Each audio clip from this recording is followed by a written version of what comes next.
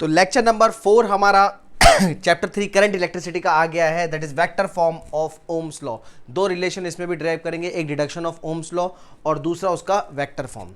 तो पहले vector form करने जा रहे हैं हम, ठीक है। वेक्टर फॉर्म करने से पहले हम एक रिलेशन की बात करेंगे, relation between current density, conductivity and electric field. Current density को हम जैसे नोट करते हैं, कंडक्टिविटी सिग्मा, रेजिस्टिविटी कंडक्टिविटी हमने इससे पिछले लेक्चर में पढ़ा है, और तीसरा है इलेक्ट्रिक फील्ड ई, ठीक है। इनके लगे हमें इसके बारे में, रिलेशन के बारे में देखना है। तो यहां पे हम सबसे पहले रिलेशन यूज करेंगे, using relation between J, that is J क्या है, current density, and drift velocity, that is VD. इसके इन दोनों का रिलेशन, मतलब कई सारे रिलेशन की एक अलग से वीडियो बनाई है मैंने लेक्चर नंबर 2 में। लेक्चर नंबर 2 में सारे रिलेशंस हमने एक साथ पढ़े हैं। तो अगर आपको इसका रिलेशन नहीं याद है तो आप लेक्चर नंबर 2 पे जाओ और उस रिलेशन को सीखो, क्योंकि यहाँ पे हम इन दोनों के रिलेशन को नहीं ड्राइव कर रहे हैं, इन दोनों का रिलेशन यूज कर रहे हैं। तो J और VD का रिलेशन जो हमने पढ़ा था वो था J is equals to NEVD, ठीक है। ये हमारा रिलेशन था, J is equals to NEVD। और VD का अपने आप में एक ड्रिफ्ट वेलोसिटी का एक्सप्रेशन हमने निकाला है, और वो VD का एक्सप्रेशन क्या होता है, VD is equals to E by M into tau. आपको याद होगा ड्रिफ्ट वेलोसिटी का एक्सप्रेशन। हमें क्या करना है, इस एक्सप्रेशन में VD की वैल्यू को पुट कर दो। तो ये क्या आएगा, देखो यहां से हम इसे लिख सकते हैं, J is equal to NE ऐसी रहेगा, VD की जगह E, capital E by M into tau. तो it can be written as NE into E square tau upon M into E। मैंने क्या करा, इलेक्ट्रिक फील्ड वाला E बाहर लिख दिया है, ठीक है, और NE square tau by M एक साथ लिख दिया है। पिछले लेक्चर में रेजिस्टिविटी, कंडक्टिविटी, रेजिस्टेंस, कंडक्टेंस के बारे में पढ़ा था आपने। तो रेजिस्टिविटी और कंडक्टिविटी का मैंने एक फॉर्मूला निकलवाया था, बहुत इंपॉर्टेंट फॉर्मूला, और वही ये शायद कुछ आपको नजर आ रहा होगा, ठीक है। आपको याद होगा हमने वहां पे लिखा था using rho is equal to M by NE square tau, याद है, और ML by NE square into tau, ये हमारा सिग्मा होता था। तो यहां पे रो सीधे सीधे हमने यहां पे यूज करेंगे, तो ये हो जाएगा हमारा J इज इक्वल टू, अच्छा M by NE square tau rho होता है, तो ये क्या हो जाएगा 1 अपॉन रो इंटू E, और यहां से लिख सकते हैं हम J is equal to 1 upon rho होता है सिग्मा, तो J is equals to sigma E। ये हमारा रिलेशन आ गया between current density J, sigma, conductivity and E, electric field. तो ये हमारा पहला रिलेशन बन गया जिसे हम कहते हैं vector form of Ohm's law. Next चलते हैं, डिडक्शन और डेरिवेशन ऑफ ओम्स लॉ। अब ये थोड़ा सा इंपॉर्टेंट है, इसे हम सही से करेंगे शुरू से।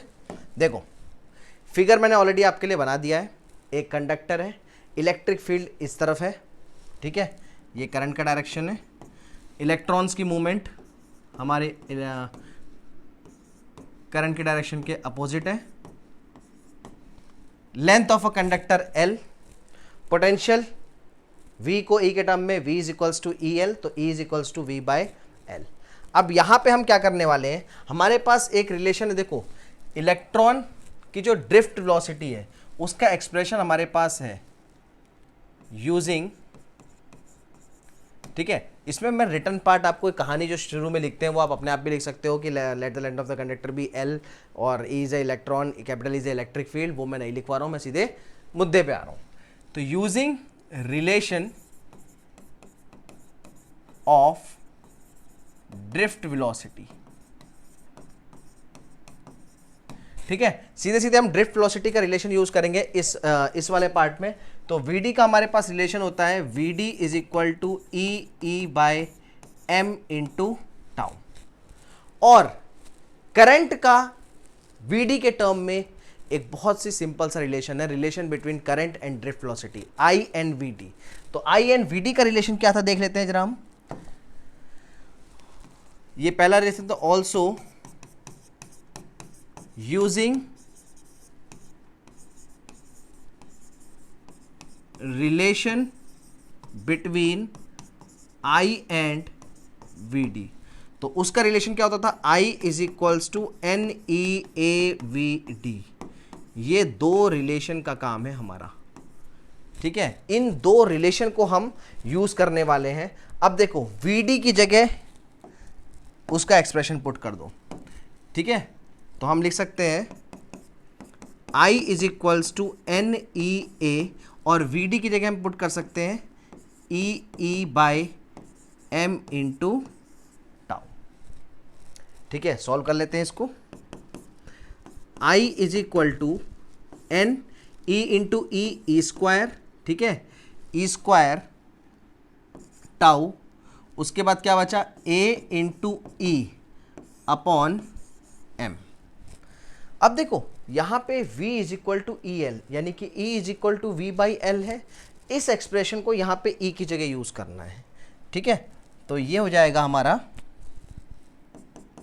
यहाँ पे देखो I is equal to N E square, ठीक है, टाउ बाय M, ये तो ऐसे ही रहने दो। अब बचा क्या A इंटू ई, ठीक है। A को ऐसे ही रहने देते हैं और E की जगह ये यूज कर लेते हैं। तो E की जगह क्या यूज करेंगे, V/L। कहाँ से यूज कर रहे हैं देखो, यहाँ से, ठीक है। E की जगह V/L यहाँ से यूज कर रहे हैं।